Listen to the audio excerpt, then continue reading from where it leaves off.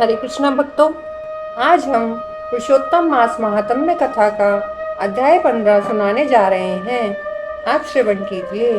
श्री नारायण बोले, नारद, सुदैव शर्मा ब्राह्मण हाथ जोड़कर गदगद स्वर से भक्त वत्सल श्री कृष्णदेव की स्तुति करता हुआ बोला, हे देव, हे देवेश, हे त्रैलोक्य को अभय देने वाले, हे प्रभु, आपको नमस्कार है। हे सर्वेश, आपको नमस्कार है। मैं आपकी शरण आया हूँ। हे परमेश्वर, हे शरणागत वत्सल, मेरी रक्षा करो। हे जगत के समस्त प्राणियों से नमस्कार किए जाने वाले, हे शरण में आए हुए लोगों के भय को नाश करने वाले, आपको नमस्कार है।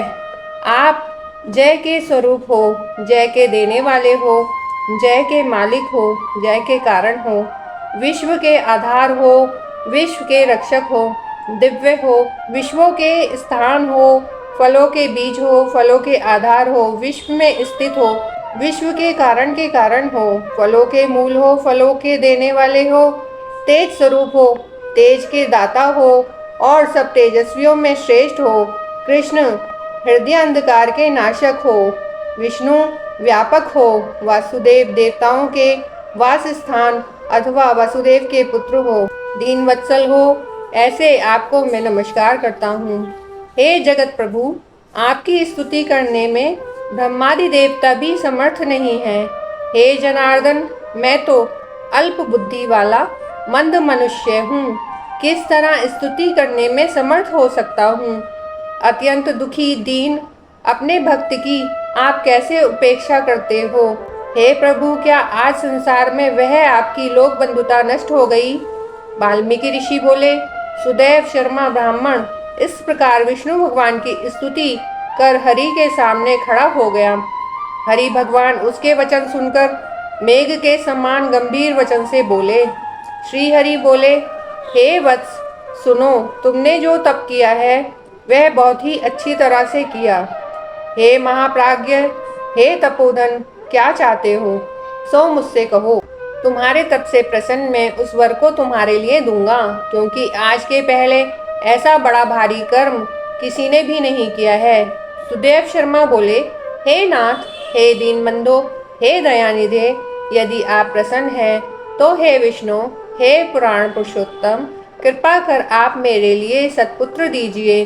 हे हरे, पुत्र के बिना सूना यह गृहस्थाश्रम धर्म मुझको प्रिय नहीं लगता। इस प्रकार हरि भगवान सुदैव शर्मा ब्राह्मण के वचन को सुनकर बोले।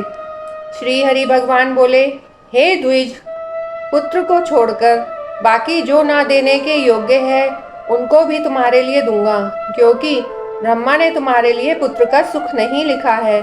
मैंने तुम्हारे भाल देश में होने वाले समस्त अक्षरों को देखा, उसमें 7 जन्म तक तुमको पुत्र का सुख नहीं है।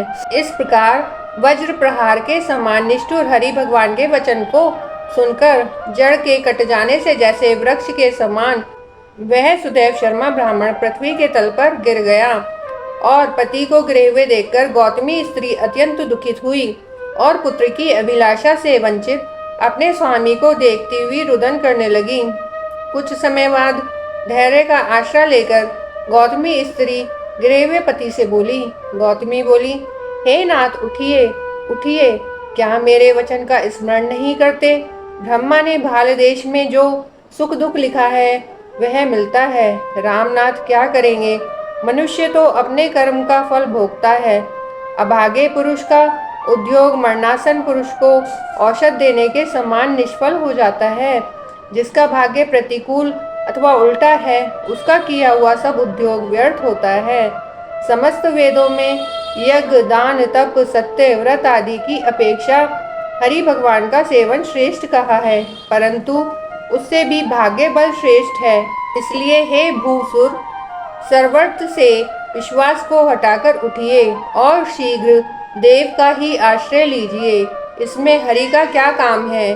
इस प्रकार उस गौतमी के अत्यंत शोक से युक्त वचन को सुनकर दुख से कांपते हुए गरुण जी विष्णु भगवान से बोले। गरुण जी बोले, हे हरे, शोक रूपी समुद्र में डूबी हुई ब्राह्मणी को उसी तरह नेत्र से गिरते हुए अश्रुधारा से व्याकुल ब्राह्मण को देखकर, हे दीन बंधु, हे दया सिंधोष, हे भक्तों के लिए अभय को देने वाले, हे प्रभु, भक्तों के दुख को सहन नहीं करने वाले, आपकी आज वह दया कहाँ चली गई?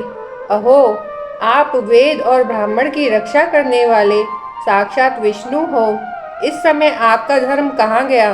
अपने भक्तों को देने के लिए 4 प्रकार की मुक्ति आपके हाथ में ही स्थित कही गई है। अहो, फिर भी वे आपके भक्त उत्तम भक्ति को छोड़कर चतुर्विध मुक्ति की इच्छा नहीं करते और उनके सामने 8 सिद्धियां दासी के समान स्थित रहती हैं। आपके आराधन का महात्म्य सब जगह सुना है। तब इस ब्राह्मण के पुत्र की वांछा आज पूर्ण करने में आपको क्या परिश्रम है?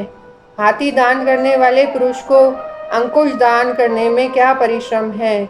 अब आज से कोई भी आपके चरण कमल की सेवा नहीं करेगा। जो पुरुष के भाग्य में होता है वही निश्चय रूप से प्राप्त होता है। इस बात की प्रथा आज से संसार में चल पड़ी और आपकी भक्ति रसातल को चली गई, अर्थात लुप्त हो गई। हे नाथ, आप करने तथा ना करने में स्वतंत्र हैं। यह आपका सामर्थ्य सर्वत्र विख्यात है।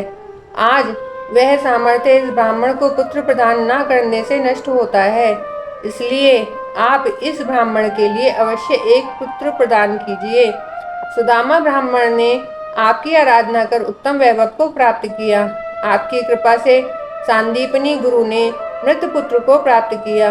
इन कारणों से पुत्र की लालसा करने वाले ये दोनों स्त्री पुरुष आपकी शरण में आए हैं। श्री नारायण बोले, इस प्रकार विष्णु भगवान अमृत के समान गरुण के वचन को सुनकर गरुण जी बोले, हे पक्षीवर, हे वैनते, इस तरह ब्राह्मण को अभिलाषित एक पुत्र शीघ्र दीजिए। इस प्रकार अपने अनुकूल श्री हरि भगवान के वचन को सुनकर गरुण जी ने अत्यंत प्रसन्नचित्त होकर उस पृथ्वी के देवता दुखित ब्राह्मण के लिए अनुरूप सुंदर पुत्र को जल्दी से दे दिया। इति ब्रह्म नारदीय पुराणे पुरुषोत्तम मास महात्म्ये पंचादशो अध्याय। हरि शरणम हरि शरणम हरि शरणम।